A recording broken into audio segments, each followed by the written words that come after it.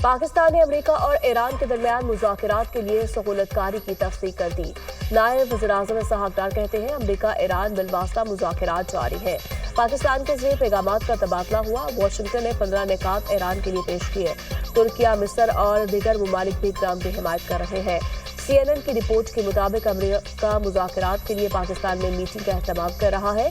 अमेरिकी नायब सदर JD वैंस बातचीत के लिए पाकिस्तान जा सकते हैं। जंगबंदी मुज़ाकरात के लिए तुर्किया का ऑप्शन भी मौजूद है। मुज़ाकरात के लिए अमेरिका एक माह की जंगबंदी कर सकता है।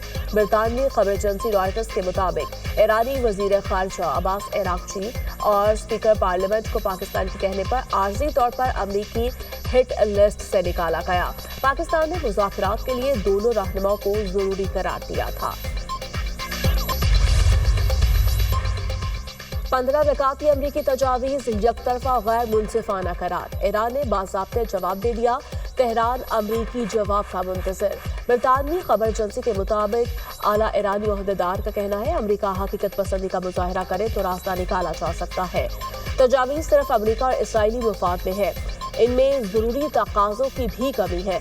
अब तक मुज़ाकरात के लिए कोई इंतज़ाम नहीं हुआ, लेकिन सफारतकारी का अमल ख़त्म नहीं हुआ।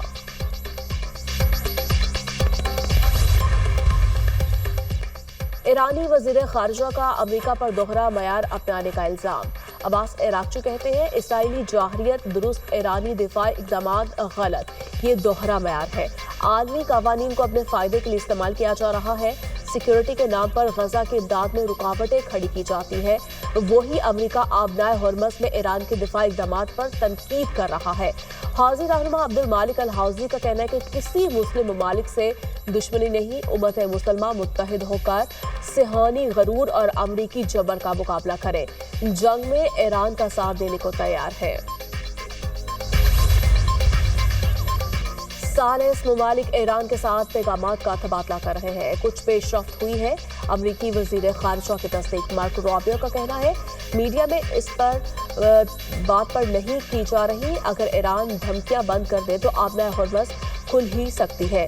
जो ममालिक आलमी कवानीन की परवाह करते हैं उन्हें इस मामले पर नोटिस लेना चाहिए। आबनाए हरमस से तवानाई की तरसील में इजाफा हुआ। तरसील उतनी नहीं जितनी होनी चाहिए। चीनी वज़ीर ख़ारिजा का कैनेडियन हम मनसब से राब्ता। ईरानी जौहरी मसला मुकालमे के जरिए हल करने की जरूरत पर जोर। चीनी वज़ीर ख़ारिजा ने कहा ताकत के इस्तेमाल से संगीन नताइज निकलेंगे। मसाइल को मुज़ाकरात के जरिए हल करना चाहिए। चीन और कनाडा मुज़ाकराती अमल में तामीरी किरदार अदा कर सकते हैं।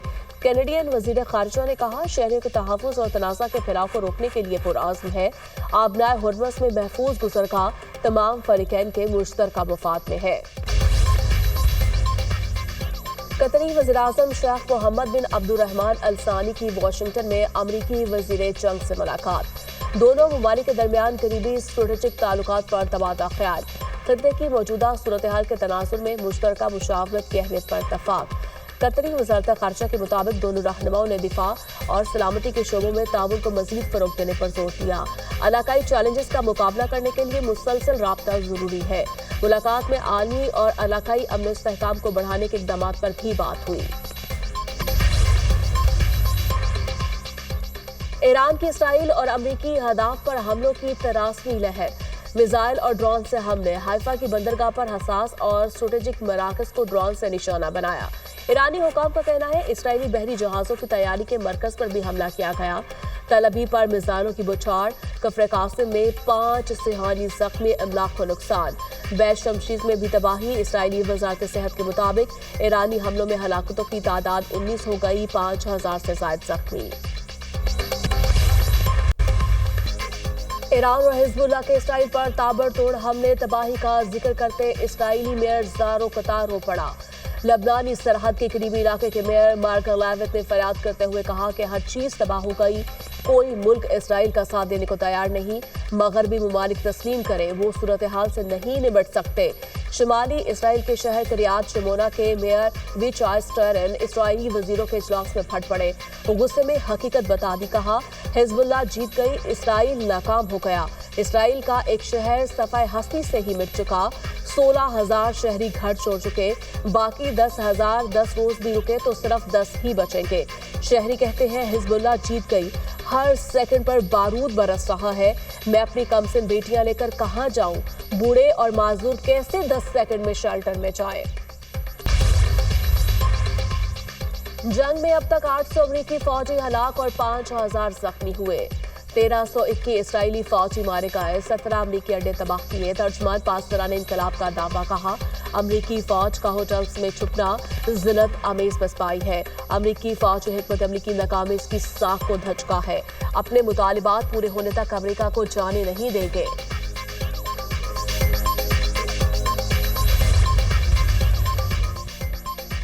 امریکہ اور اسرائیل کی ایران میں بمباری، بندر عباس کے قریبی علاقے میں رہائشی عمارت تباہ، مشہد اور پیر جنگ میں بھی دھماکے، شیراز میں 2 بچے شہید، ایران میں شہداء کی تعداد 2,000 کے قریب پہنچ گئی۔ تہران میں پاکستانی سفارت خانے اور سفیر کے گھر کے قریب بمباری، پاکستانی سفارت خانہ اور سفیر کی رہائش گاہ محفوظ رہی۔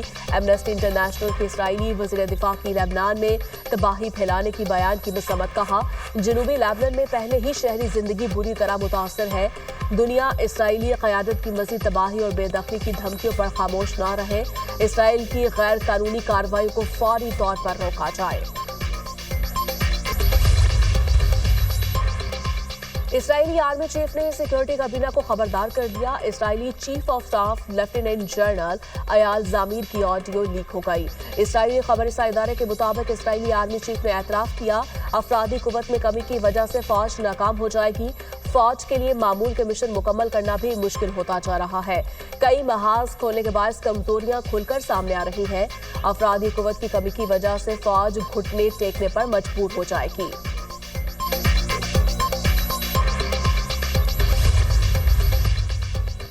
یورپی یونین کا روس پر ایران کی مدد کا الزام، یورپی یونین کی خارجہ پالیسی سربراہ کایا کلاس کا کہنا ہے یوکرین اور ایران جنگ آپس میں جڑی ہوئی ہے، ماسکو کی جانب سے ایران کو ڈرون اور انٹیلیجنس معلومات فراہم کی جا رہی ہے، روس کی شراکت داری تہران کو مزید خطرناک بنا رہی ہے، روس امریکی افواج کو نشانہ بنانے میں ایران کو مدد فراہم کر رہا ہے، اگر امریکہ مشرق وسطی میں جنگ روکنا چاہتا ہے تو روس کو روکنا ضروری ہوگا۔ پہلے عراق، شام اور لیبیا کو تباہ کیا گیا، اب ایران کے ساتھ بھی یہی کچھ ہو رہا ہے، امریکہ کا مشرق وسطی میں رویہ خطرناک ہو چکا ہے، روسی وزیر خارجہ سرگئی لاروف کی میڈیا سے گفتگو بولے، امریکہ مذاکرات کے دوران ہی جارحیت شروع کر دیتا ہے، امریکی مذاکرات کاروں کے رویے پر سوالات اٹھ رہے ہیں، روس ایران کا دفاع نہیں بلکہ بین الاقوامی قانون کا دفاع کر رہا ہے، عالمی برادری کو امریکہ کے دوہرے معیار پر غور کرنا چاہیے۔ آبلہ ہرمز کی بندش کے معاشی اثرات دنیا بھر میں محسوس ہو رہے ہیں، جرمن وزیر خارجہ نے کہا کہ آبلہ ہرمز کی بندش کے عالمی معیشت پر طویل المدتی نتائج سامنے آ سکتے ہیں، خطے میں مزید عدم استحکام کو روکنا ضروری ہے، نیٹو اتحادیوں خصوصاً امریکہ کے ساتھ مشترکہ موقف اپنانا اہم ہے، ہمارا مقصد تنازع کو جلد ختم کرنا ہے، ایران کو مستقبل میں کسی بھی خطرے کا باعث بننے سے روکنا ضروری ہے۔ عالمی منڈی میں خام تیل کی قیمتوں میں اتار چڑھاؤ، امریکی خام تیل کی قیمت $93.70 فی بیرل ہو گئی، برطانوی خام تیل کی قیمت میں معمولی کمی، نئی قیمت $107.34 فی بیرل ہو گئی۔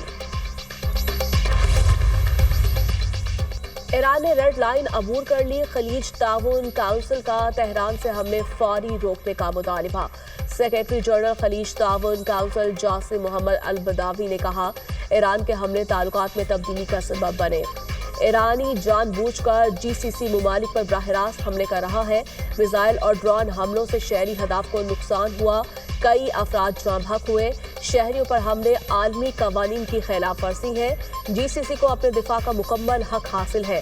پاکستان میں سعودی سفیر نواف بن سعید المالکی نے کہا سعودی عرب اور دیگر خلیجی ممالک پر ایرانی حملے تشویشناک ہیں، حملے خود مختار ریاستوں کے خلاف بلا جواز جارحیت ہے، رہائشی علاقوں، ہوائی اڈوں، شہری تنصیبات کو نشانہ بنایا گیا، حملے بین الاقوامی قوانین کی کھلی خلاف ورزی ہے، ایرانی حملوں کے خطرات عالمی معاشی شارگ آبنائے ہرمز تک پھیل چکے ہیں۔ یہ تنازع اب علاقائی نہیں بلکہ عالمی بن چکا ہے۔ سعودی سفیر نے پاکستان کی امن کی کوششوں کو سراہا، کہا علاقائی استحکام کے لیے کی جانے والی کوششوں کو قدر کی نگاہ سے دیکھتے ہیں۔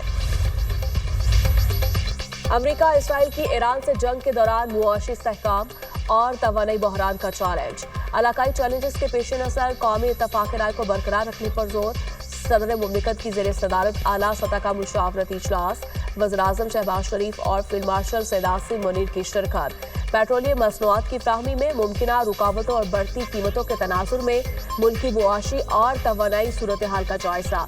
خطے کی سیکیورٹی صورتحال پر غور، وزیر خزانہ محمد اورنگزیب اور وزیر پیٹرولیم علی پرویز مالک کی بریفنگ۔ پیٹرولیم مصنوعات کی قیمتوں کو مستحکم رکھنے کے اقدامات پر روشنی ڈالی۔ کفایت شعار اقدامات کے ذریعے مالی نظم و ضبط برقرار رکھنے سے متعلق جاری اقدامات پر غور کیا گیا۔ وسیع تر علاقائی صورتحال پر بھی غور، سیکیورٹی، معاشی امکانات اور غذائی تحفظ پر ممکنہ اثرات کا جائزہ۔ مربوط قومی حکمت عملی اپنانے پر زور دیا گیا۔ پالیسی فیصلوں میں استحکام کو ترجیح اور عوامی مفادات کا تحفظ یقینی بنانے پر بھی زور۔ صدر مملکت سے وزیراعظم کی ملاقات، خطے کی بدلتی صورتحال اور ثالثی کے معاملات پر بات چیت۔ ملکی سلامتی، قومی، معاشی اور سیاسی صورتحال پر بھی مشاورت کی گئی۔ بھارتی وزیر خارجہ جے شنکر کے پاکستان مخالف غیر مہذب بیان پر بھارت اور دنیا بھر میں تنقید جاری۔ سفارتی زبان اور پالیسی پر سوالات اٹھ رہے ہیں۔ صحافی نے ایکس پر بیان میں کہا جے شنکر کو ذمہ دارانہ طرز گفتگو کا مظاہرہ کرنا چاہیے تھا، محتاط انداز اختیار کرنا چاہیے تاکہ کشیدگی میں مزید اضافہ نہ ہو۔ بھارتی صحافی رنا ایوب نے کہا ضروری ہے خارجہ پالیسی کے فیصلے کو یکساں معیار پر پرکھا جائے اور انہیں سیاسی رنگ دینے سے گریز کیا جائے۔ سوہانسی حیدر اور ڈاکٹر برہما چلانی نے بھی جے شنکر کے بیان کو غیر مہذب قرار دیا۔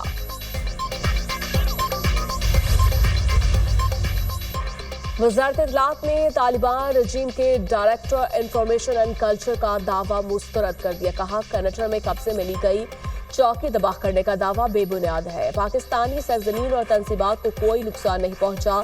جس پوسٹ کو تباہ کرنے کا دعویٰ کیا گیا اس پر بنیادی پاکستانی نشانات نہیں۔ آپریشن غضب الحق میں طالبان رجیم کے تمام دعوے بھی غلط ہیں۔ وچا چناری کا ڈھانچہ ایک افغان تنصیب ہے۔ یہ پاکستانی پوسٹ نہیں۔ افغان طالبان رجیم کے دعووں کا مقصد جھوٹا اور گمراہ کن پروپیگنڈا کرنا ہے۔ سچ ہمیشہ جھوٹ پر غالب آتا ہے۔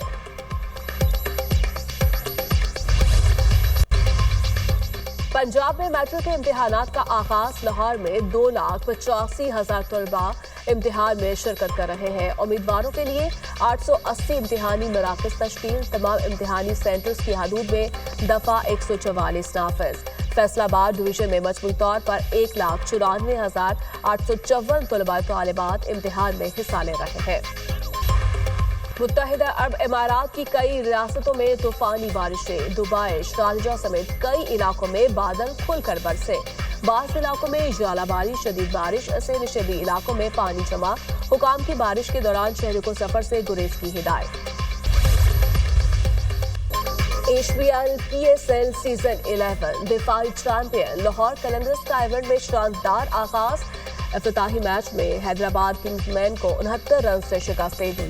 200 رنز کے ہدف کے تعاقب میں حیدرآباد کی ٹیم 130 رنز پر ڈھیر ہو گئی۔